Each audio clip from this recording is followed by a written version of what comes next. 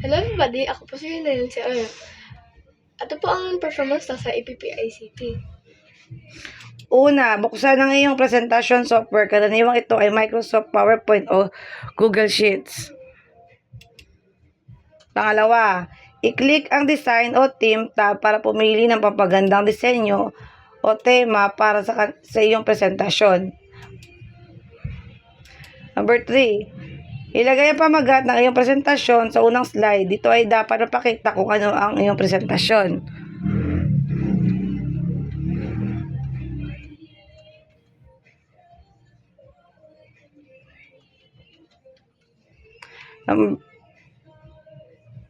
Pangapat, magdagdag ng mga pahina o slides sa presentasyon mo gamit ang Insert or Slides option. Bawat slide ay dapat nagpapakita ng isang mahalagang bahagi ng iyong paksa.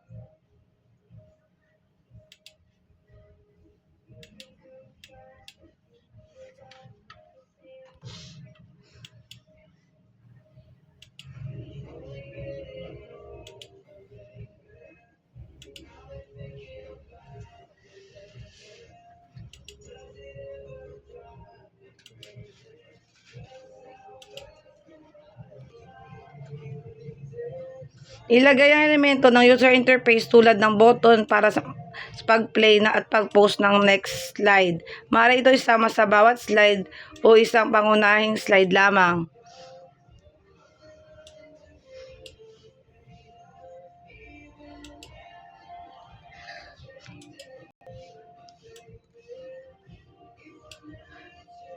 Sa bawat slide, i-customize ang page design o theme na may kinalaman sa iyong presentasyon. Maaari itong background image, kulay, o iba pang elemento.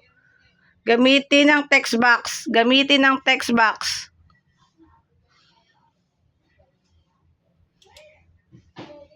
Para magdagdag ng teksto sa iyong slide. Ito ay ginagamit ilahad ang iyong idea, datos o impormasyon tungkol sa paboritong pagkain, hayop o lugar.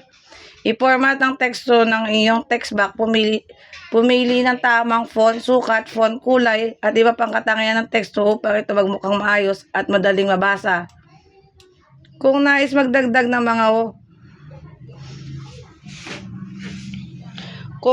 magdagdag ng headline o titulong may magarbong disenyo, gamitin ang word art tool. Pumili ng preset disenyo o i-customize ang iyong gusto.